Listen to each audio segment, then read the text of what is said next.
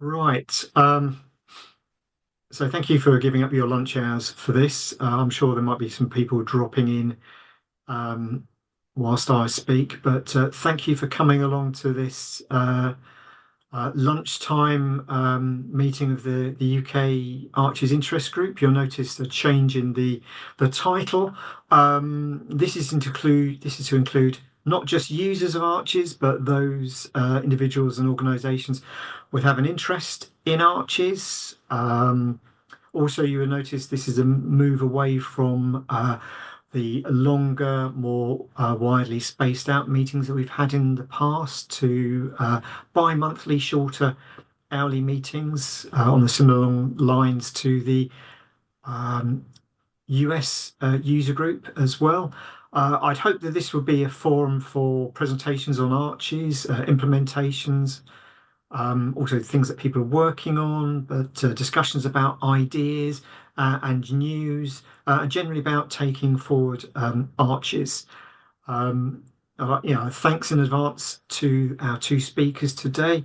If any of you have ideas about presentations or things to discuss or like to present what you're working on or your implementation of arches, please do let me or Jana know. We do have a couple already, but the more the merrier, and we will include these in future meetings. Um, so I think we're crack on and welcome our first presentation from Dennis. I think many of us here will know Dennis well, but just for those who don't know, Dennis is the CEO of Farallon Geographics and has been involved in the development of arches right from the beginning. So thank you, Dennis. And Dennis is going to be giving us an update on arches, a summary of the Arches 8 platform. So over to you, Dennis. Thank you. Thanks, Stu. And hello, everyone. I know many of you, not quite everyone. So it's great to see friends again and maybe meet some new people today. So let me see if I can get myself organized here. I will be sharing my screen with a PowerPoint presentation, which I think I can get started here.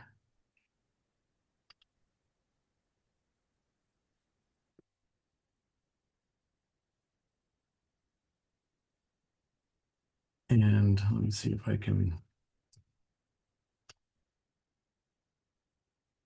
get spun up. So hopefully that's come through. Is it? Can everybody see my screen? Excellent. Great. So I just have a quick presentation today, and I'll be talking about really what's the distinction between the Arches platform and Arches applications and what that might mean for you as part of Arches version 8. So let me start with perhaps an overworked metaphor here, but I want to get some definitions kind of out of the way. And I want to start with what I mean by a platform. And a good mental model for a platform is something like like a Lego set, which is this idea of components in the Lego world. Those are bricks that are designed to work together in a synchronous, well-designed way. And the great thing about a platform, at least a well-designed platform, is it's meant to let you build really kind of anything that is relevant for you. And when I say that a well-designed platform is flexible and lets you build what you want, I'm not kidding. You can build crazy things, maybe things that only you care about with a platform. Here's an example of something that maybe just a few people in the world would care about, but this is a pink Cadillac built out of Legos, which some of you might have seen in last weekend's Formula One race. So that's lovely. But sometimes you don't necessarily want or even need to come up with your own design, your own models, your own representation of the world. Sometimes it's nice to just be able to follow a set of instructions to build something that you know will work and will be relevant for you right out of the tin. And Legos kind of realized that that's a way to take advantage of their platform. And they can design kits, sort of a analog to an application, where if you follow the instructions, all the pieces come and you put it together and you have something usable. It may not be exactly what you would design on your own, but it's fit for purpose. So if you're a Star Wars person, you can buy one of tens or hundreds of Star Wars kits and build something that is relevant to you. And of course, you can decide what audience you're you're interested in supporting. So in the Lego world, that might include a completely different kind of an audience, not Star Wars fans, but people who are appreciative of architecture. And you can see that if you wish, you can buy a model of Notre Dame and build a representation of that piece of architecture. The point here is that you use a platform to build an application that's meant to support a specific audience and to help that specific audience achieve a specific set of purposes, a set of use cases, if you will. And really, the key thing is that by building applications, it's often the case that you see places or opportunities to extend a platform. And certainly before the Lego company decided that they needed a model of the Notre Dame, they might not have ever recognized the need for a particular kind of a brick. But if you're going to build a model of the Notre Dame, you need a particular kind of module, if you'll let me use that term. And so they, because they have a well-designed platform, they can add a new component to it and know that it will snap into place because it adheres to the pattern or the specifications that the platform sets forward. Um, so that's what I mean by platform, and that's what I mean by applications. And now that I've tortured that analogy maybe to its breaking point, let's talk about what that means in the Arches world. So the Arches platform has really also a series of modules, a set of components, modules, if you will, that provide some really core functionality, some core services that you would need to be able to basically build a data management system of your choosing, of your liking. You can use the Arches platform to build kind of whatever you want. And the reason you can do that is because the platform is really pretty well featured. It provides a lot of the key services that you need for the creation of a data management, data integration, data visualization, uh, data data management platform. It's used around the world. It's been put through its paces by many, many organizations. It's been designed specifically to support not only small bespoke projects, but fit the needs of an enterprise, which means that it provides the authentication, the permissions management, like all the key features that really any enterprise would need to see for it to be a relevant technology. I think it's safe to say that Arches is very flexible. It's designed to allow you to decide what you want to model and how you want to represent reality. And I think it's quite a strong foundation for building an application. And this may seem like I'm just nodding at this and passing, but honestly, one of the key things about Arches is it's designed to help you build fair data management practices. So data management practices that um, achieve data representations that are findable and accessible and interoperable and reusable. So that Arches platform is just like the Lego bricks analogy, and you can build whatever you want. And I know from seeing members of the audience that that's exactly what some of you have done. Members of the Arcadia community have really built applications, data management applications, kind of purpose built for their specific region and research goals. Um, but equally importantly, you can use the Arches framework to build the equivalent of the metaphor akin to a Lego kit, which is to say, an application that makes some decisions about what models to use, how much detail to for databases to represent the world, uh, decisions about control vocabularies, decisions about how reports should be presented. Those things are really Arch's applications. And as of version 8, we kind of have a series of them. There are Arch's applications that span, I think, several audiences. And I'm going to spend a moment talking about some of these, not all of them, but some of them. But just to be clear, when I talk about an Arches application, I'm talking about Arches for HERs, an application designed specifically to manage the HER information for the United Kingdom, an application called Arches for Science, which is designed to manage the day-to-day operations and data management and data access requirements for conservation scientists. We'll talk about what that means in a moment. There's an application that we're developing right now that we're calling Arches for reference and sample collections. You'll hear me call that Rascals. That's an application designed specifically to manage all the information necessary to find and document reference items that you might use for your interpretations of conservation research. And finally, an application we call Arches Lingo, which is an application designed to manage what I'll just broadly call authority data, but a good working image for you might be thesauri, so concept-based control vocabularies.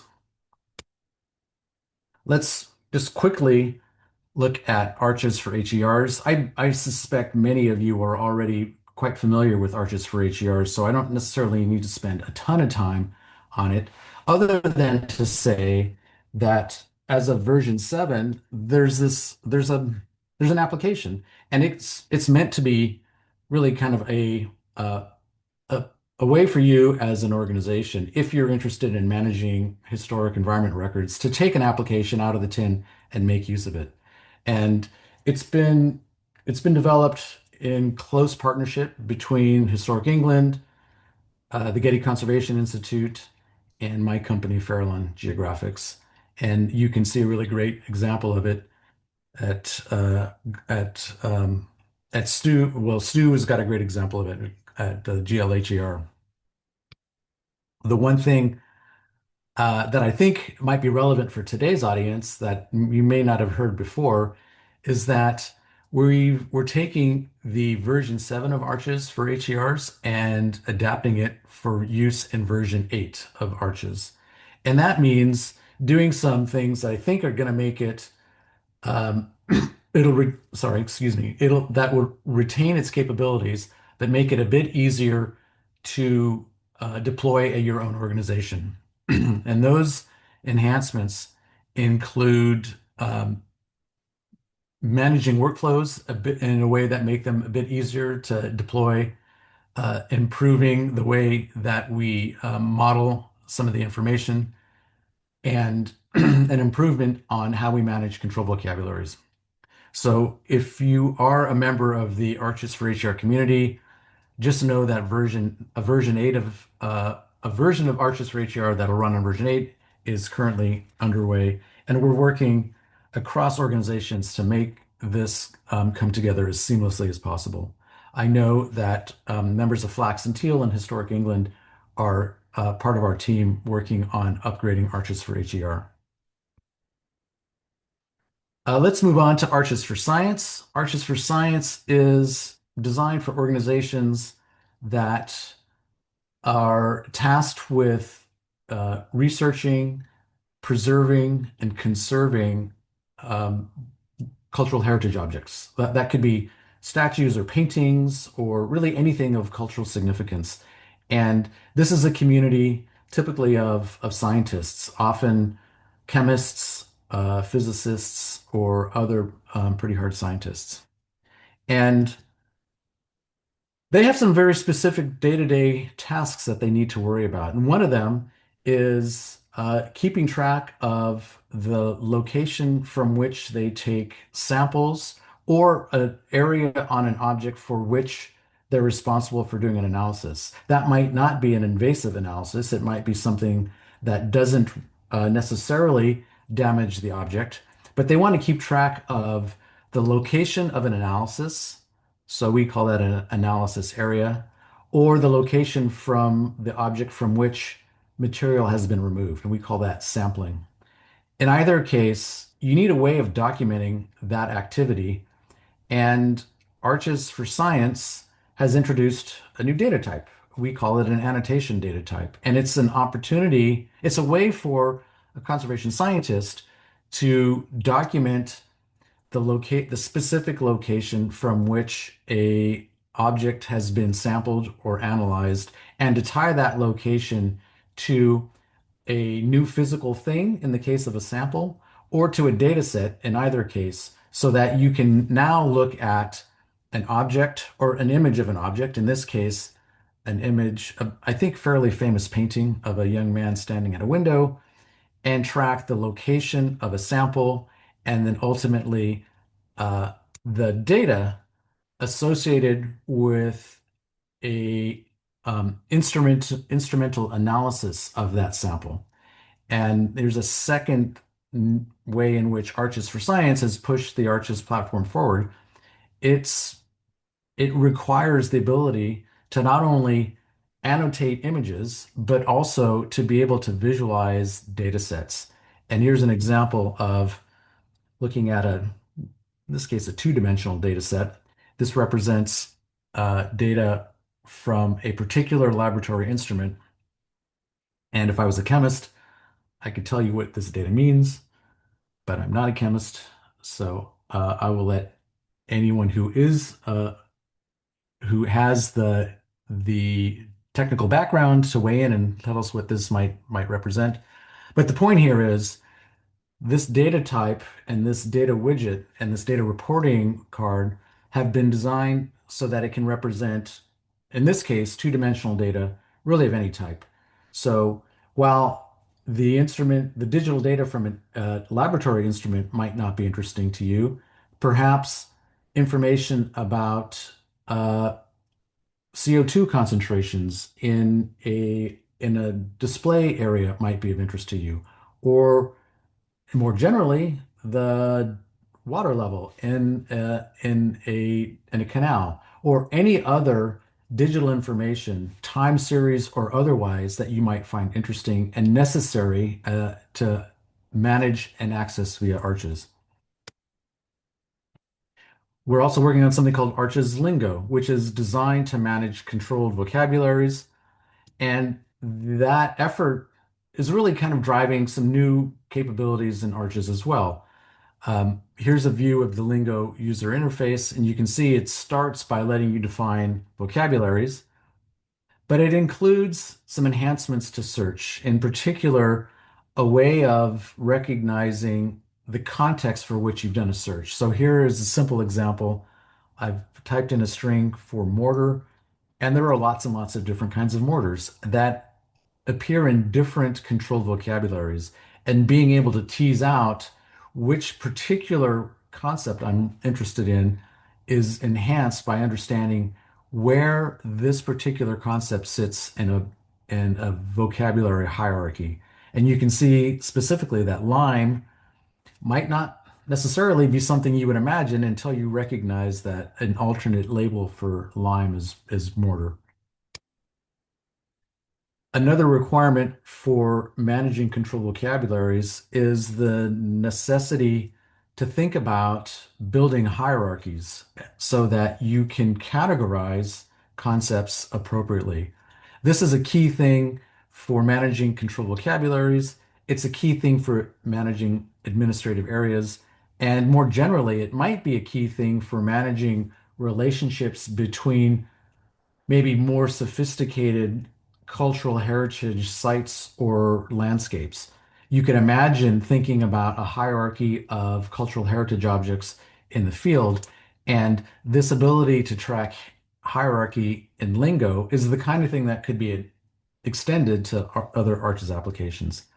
And I'll just point out that it's not just a single hierarchy, but you can actually define multiple lineages, multiple pathways through a hierarchy to get to the same concept. And that might be true more generally too. It isn't just for control vocabularies. It might be equally relevant for the more general case where you're concerned about cultural heritage objects in the field.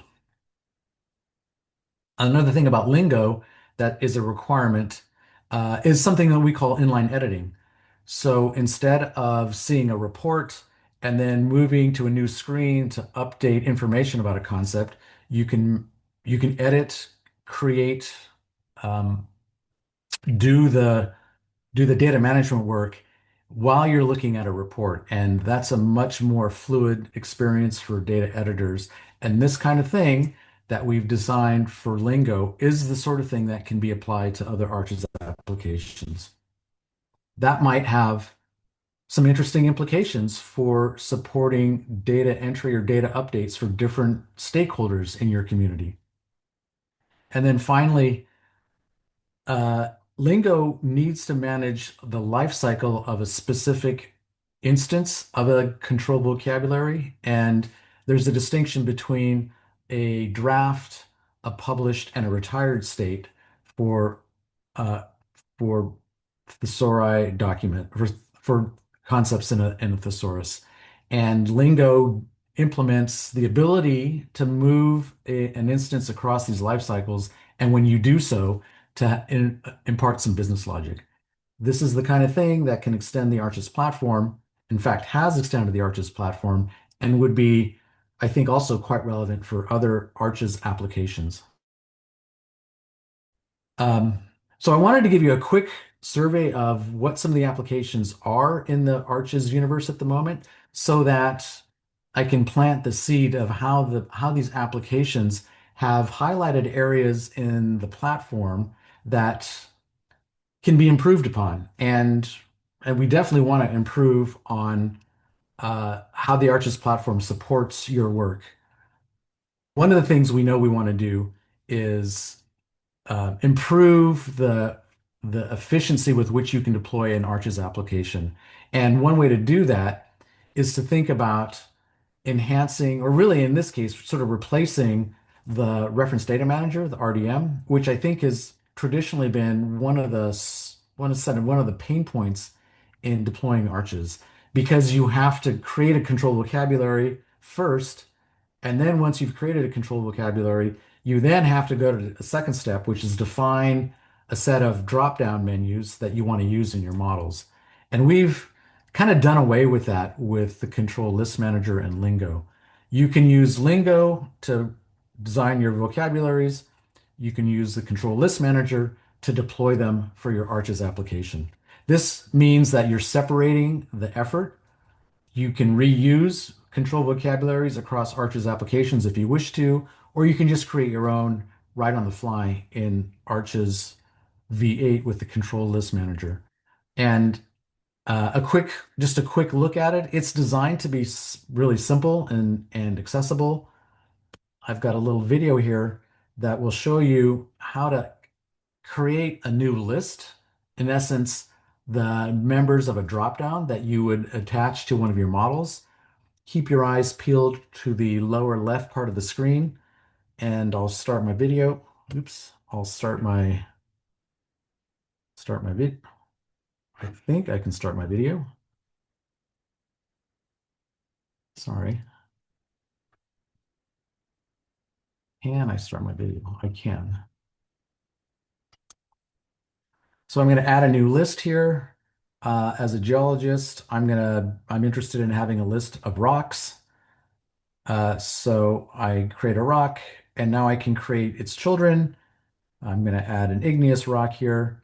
And at any point here, I can add additional information, including images. Once I've created a list, I can define whether it's searchable or not, and I can keep track of which of my models are using that particular list. So what I'm trying to show here is the ability to quickly create the items in a drop-down list without having to go through the rigor of designing a controlled vocabulary, designing a formal thesaurus. If you want to do that, that's great. You can do that. You should do that. If you trust someone to do that for you, then that's great too. And you can use their efforts to just import a controlled vocabulary. Another thing I wanted to talk about was an enhancement to the Arches platform that allows for what we call modular reports.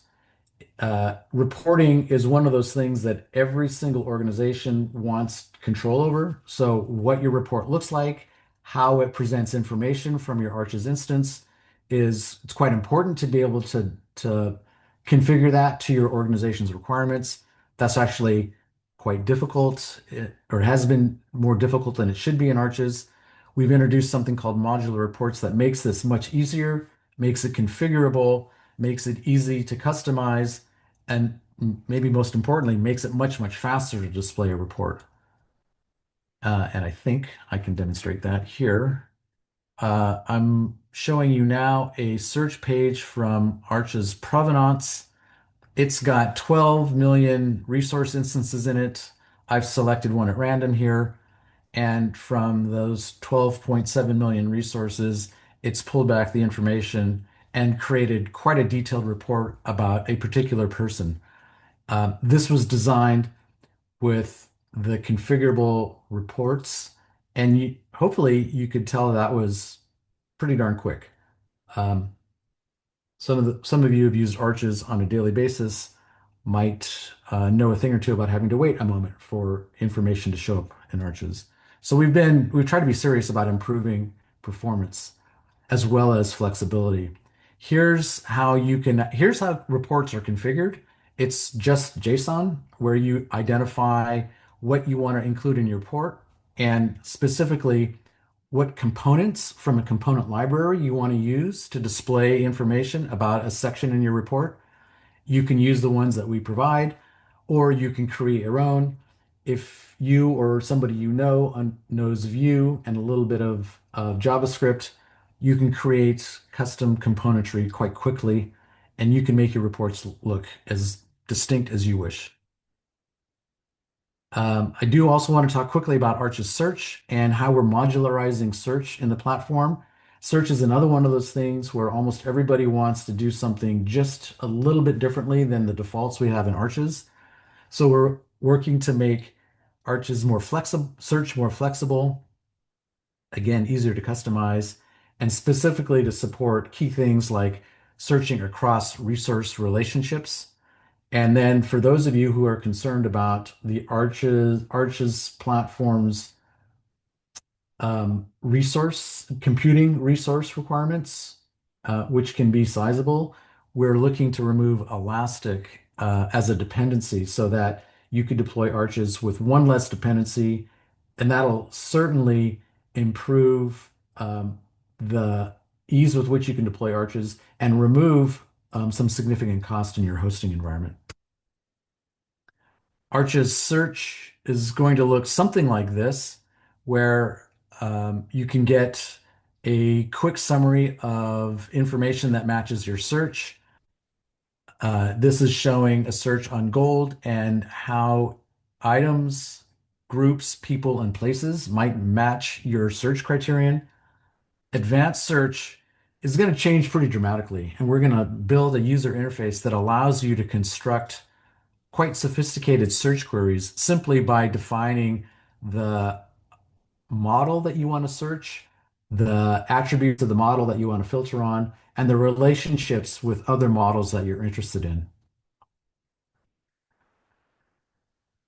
So really what I've been trying to say here is that in version 8, Arches is becoming more modular, and we're trying our very best to reduce how monolithic it is and give you access to modules that help you deploy it more quickly, more flexibly, and honestly reduce the overhead of engaging with the technology so that you, as a developer, could choose to focus on just a specific module if you wish and get really good at that without necessarily having to know the rest of the platform.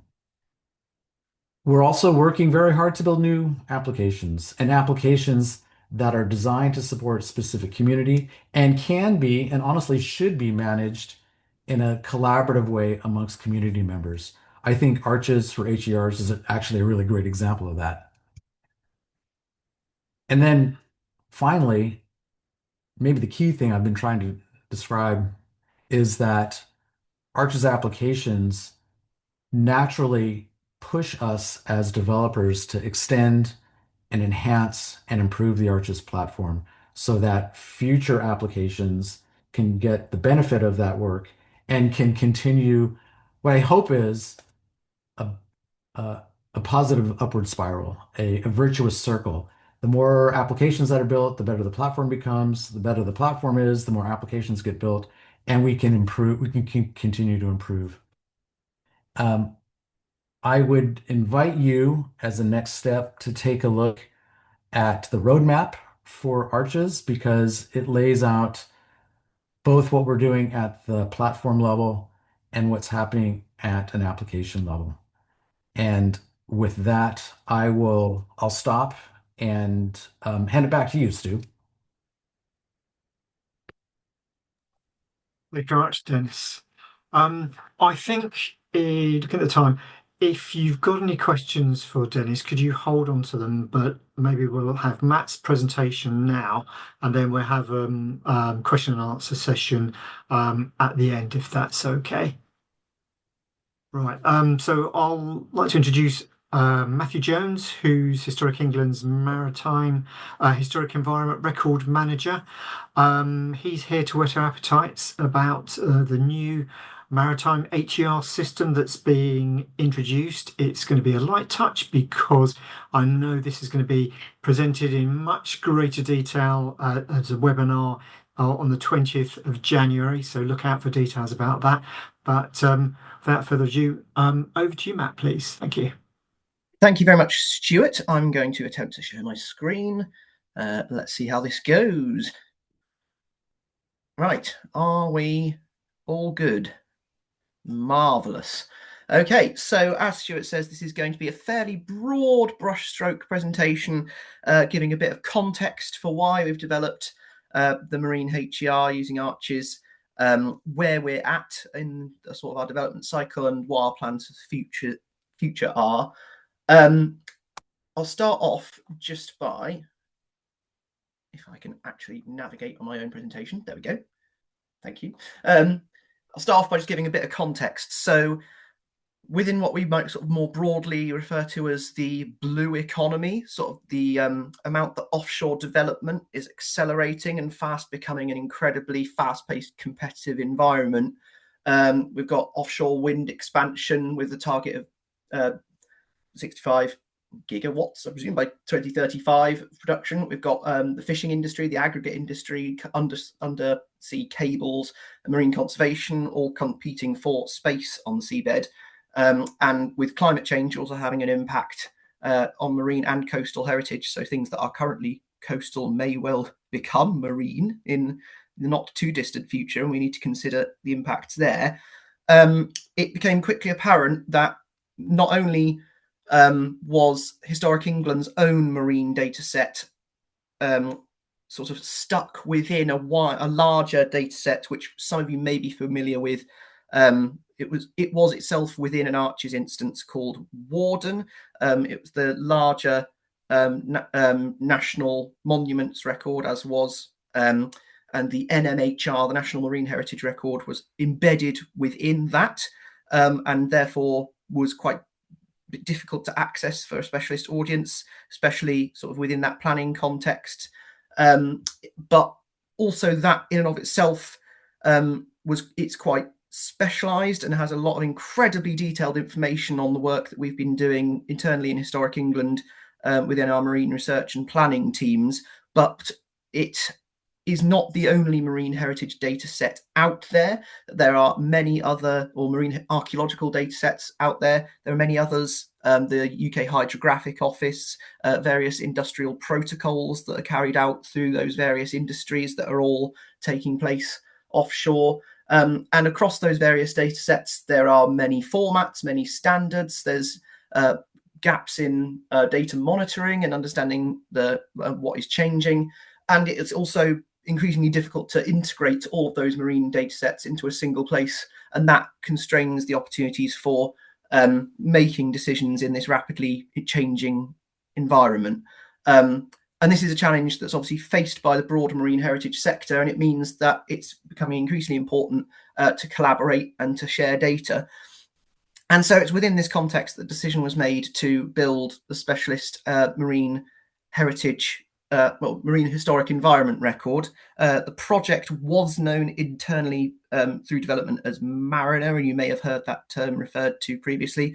Now that we are live, internally at least, we are referring to the system as the Marine HER, and to our team who are managing it as the Marine Historic Environment Record Service for England. So we as a team came into being in September of last year, and we have been sort of laying the groundwork for establishing ourselves as the team that manages and facilitates access to marine heritage data that has been thus far created by Historic England, but also sort of bringing in other data sets and collaborating with partners internally and externally to increase the size and remit of that data set.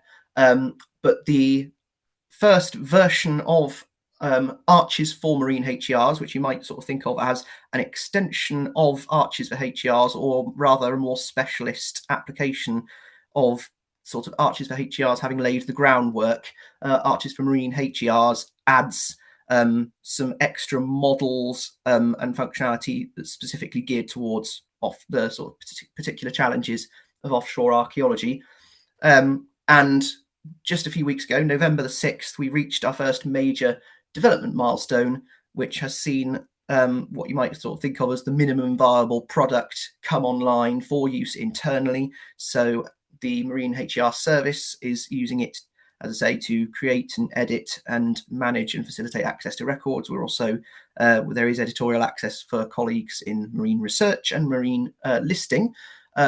We are only providing other users sort of read-only access on an invite basis, but we are also starting to collate user feedback at this point to try and inform the next stage of development. So that's just on that slide. You can see also just definitions for those two sort of terms that we are using going forward. So the Marine HER is the system that's comprised, that is providing comprehensive record for planning, policy and protection. And the service, the Marine HER service, is us as a team ensuring that the data is reliable, consistent and accessible. Just a quick screenshot. As I say, technical detail and demos will be saved for the big webinar, about which more later. And many of you will be familiar with this sort of Arches search interface.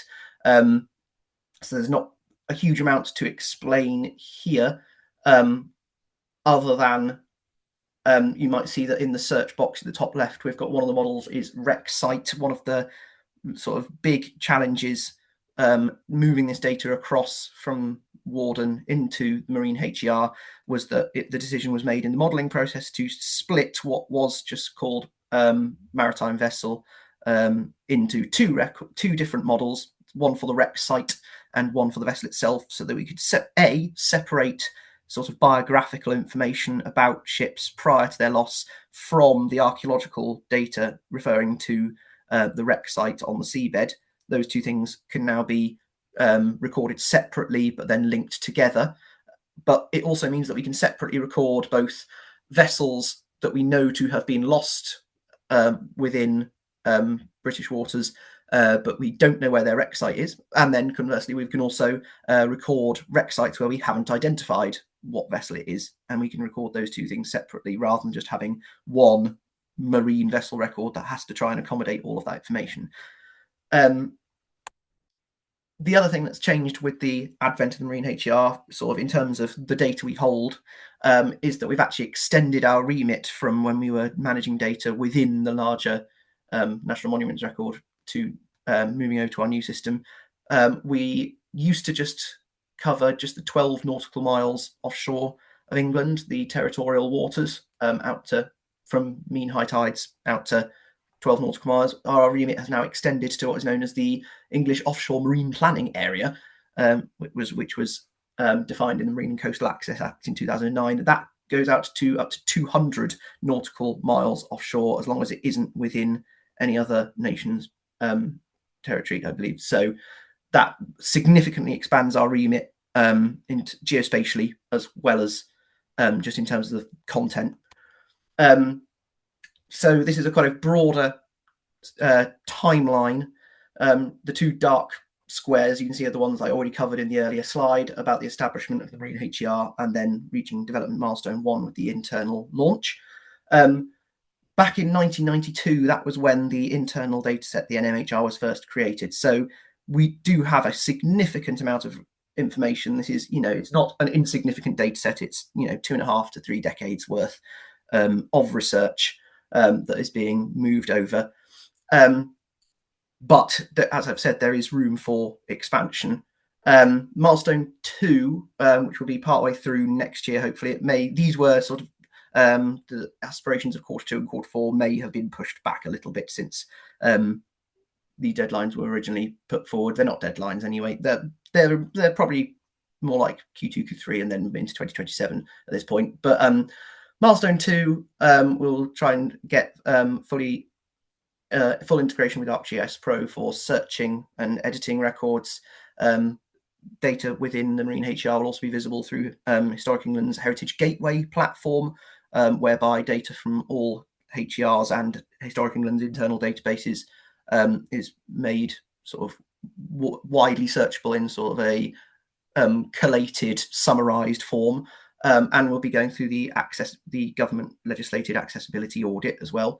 But as I say, from this point onwards, we are taking a more user-led, feedback-based approach and a sort of iterative development cycle rather than having a prescriptive roadmap. So that will allow us to be a bit more flexible and prioritize things that come up from user feedback for the next milestone. And then the final milestone will be the full launch of a publicly accessible data system, and also potentially, as has already been referred to, looking ahead to using Lingo in earnest. Just in terms of what is in the Marine HER, in the diagram on the left, you can see what was in the old NMHR. Casualties referring to those vessels where we don't know where the wreck site is, but we just know that they have been lost. And then conversely, wreck sites where we do know where the archaeological remains are. Obstructions are usually just sort of, we record them as monument records, and they're just sort of items on the seabed that we don't know what they are, but they've just been noted as possible of archaeological interest and usually of an obstruction to shipping. We've also got find spots, aircraft and aircraft crash sites, which have also been split out into 2 models in a similar fashion. And you can see that there is a huge range. That word cloud on the right, those are the models within the Marine HER. And as you can see, beyond those basic models for the heritage assets that I've already described, we've also now got huge potential for scientific and environmental data to be hosted within the Marine HER as well, to provide that environmental context. So you can see we're sort of thinking forward to various kinds of scientific dating, and also climate hazards, which I believe that there is going to be a sort of special concept collections being created internally to manage and designate climate risks and hazards. These current and future data flow lines are kind of in order of what we already have versus things that are going to be coming in future. So the Richard and Bridget Larn are a series of lengthy tomes of indexes of British shipwrecks. They formed the backbone of the NMHR back in the 1990s, and that was supplemented with our internal research and casework and other shipwreck indexes. But then as we sort of get down this list, these are the sort of various internal and external flow lines of data that we're hoping to incorporate into the Marine HER to try and make it that comprehensive and trustworthy data set that will make us the first port of call for marine heritage data in England. And that's sort of the direction of travel. So we're hoping that the use of arches will allow us to strengthen that long-term data governance and resilience, to collaborate both internally and externally to bring more data online, especially through the bulk data import capabilities.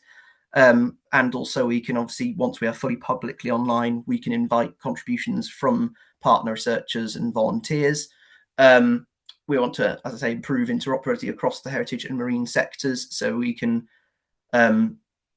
really embed Historic England in as a sort of major player in that wider marine sector, the blue economy, get that environmental and climate context embedded into our data sets, as I say, to provide that additional context, and make us, as I say, the trusted first port of call, rather than having all of these siloed marine heritage data sets floating around.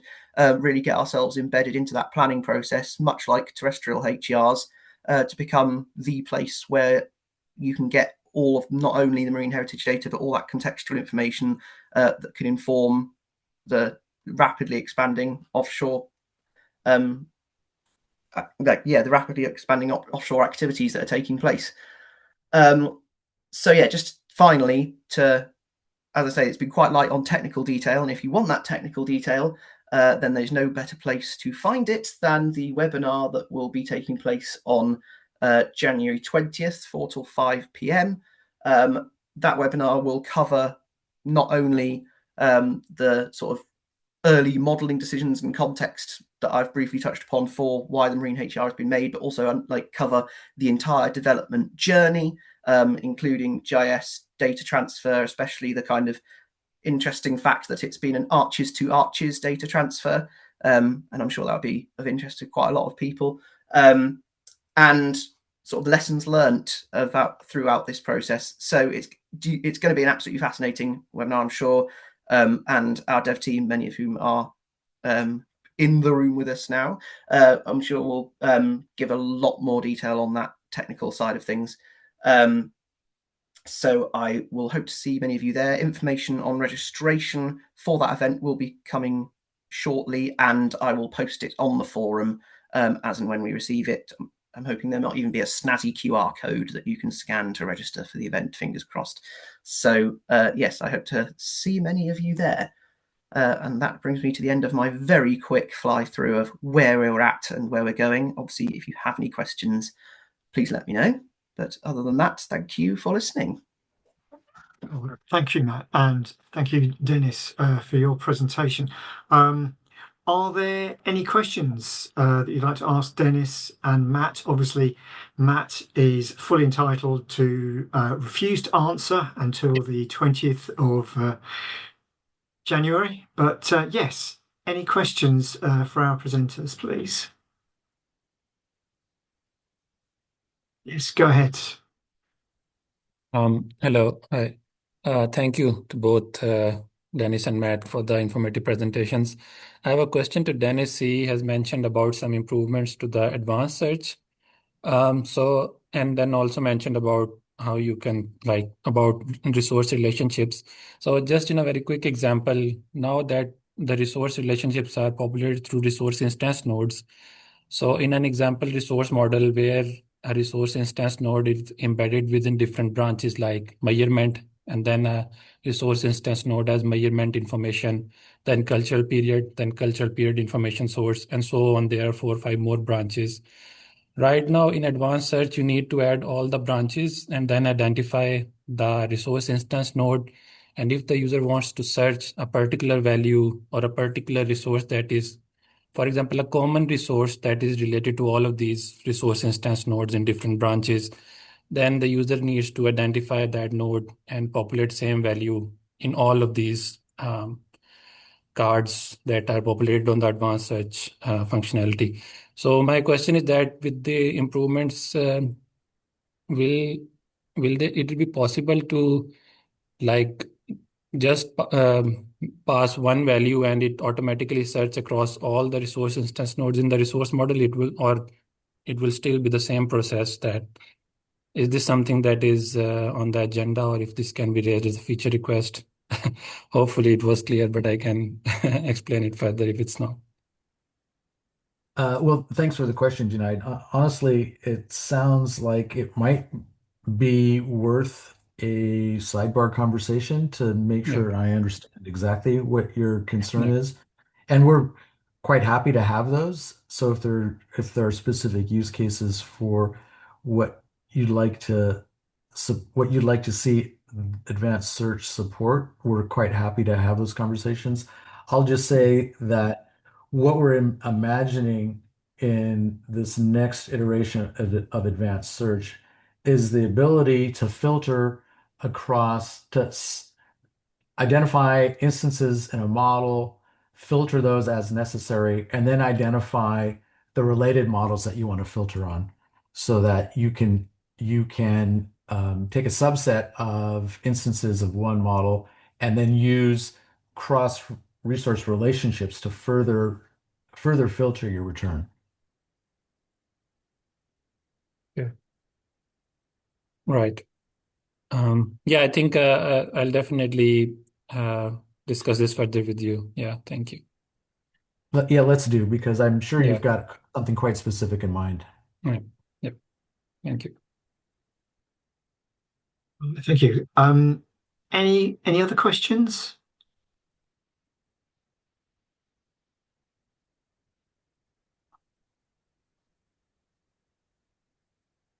Looks like our presenters have completely satisfied everybody's expectations. Oh, yes. Go ahead. Hello, it's Thanasis from English Heritage, actually. And I was wondering, Dennis, if I know there have been some discussion about creating a version of the application for managing museum collections. And I was wondering if you can give us a bit of an update, how far this has progressed, or where in the timeline are we? Good question, Thanasis. Yeah.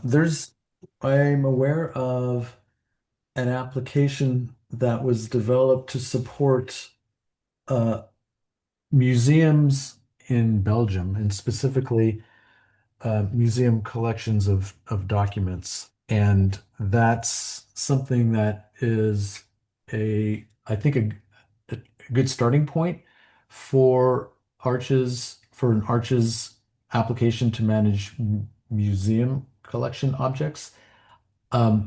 With the work that we're doing on the reference and sample collections application and Arches for Science, there's a clear need to integrate with museum collection systems. We're currently supporting integration with TMS, and we're starting to hear more and more interest in developing a spectrum compliant application, Arches application specifically for museum collections.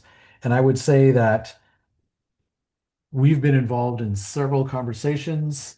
It's honestly still at, I think, at the infancy stage. There's um, there's definitely interest out there that, but I haven't seen anything yet that looks like the start to such an application.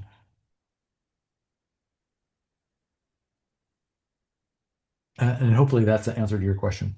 Yeah, thank you. Thank you very much. Yeah. Right. Any other questions?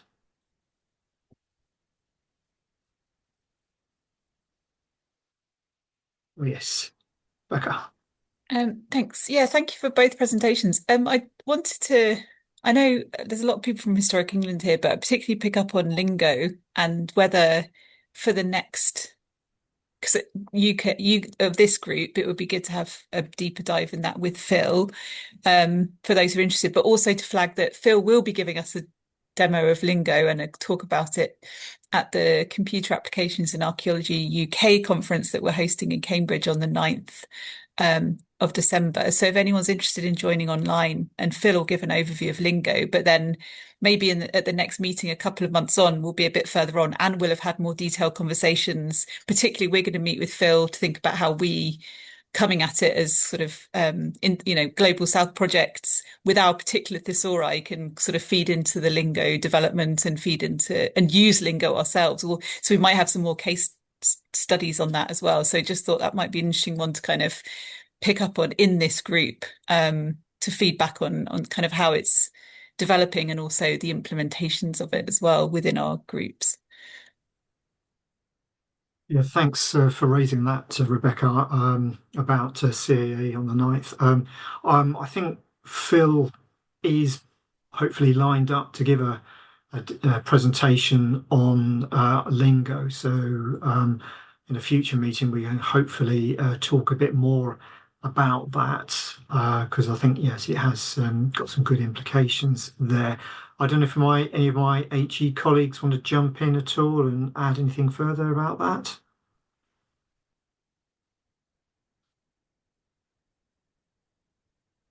Obviously not. Don't want to tread on Phil's toes, I guess.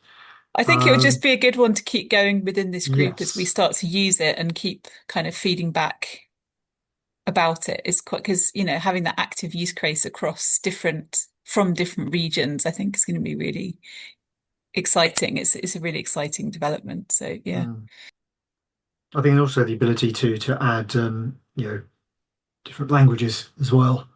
I mean, I can see that being something that the Welsh Commission would be Yes. interested in, but also other areas, Cornish, places like that as well. So yes, definitely that I think that would be a very interesting topic Yeah. to pick up next year. Um, we're running very close to time, so um, I was going to talk a little bit about the governance meetings that were held last week to give a bit of an update on those, but I don't think we really got time. So I think that's something to maybe we can pick up on in January, give a bit of feedback about that. So I think it just remains for me to thank once again Dennis and Matt for taking their time to give their presentations to us, and for all of you to come along to this meeting this afternoon. As I say, if you've got any further thoughts about what you'd like just to discuss, or if you'd like to give a presentation, as I say, please let Jana and myself know, and we'll build it into the program. We're looking at our next meeting towards the back end of January next year. So we'll send out a date and time for that, probably in the new year about that. So I'd just like to say thank you very much and wish some of us a happy Thanksgiving. And for everybody, happy Christmas and see you hopefully all in the new year. Thanks very much.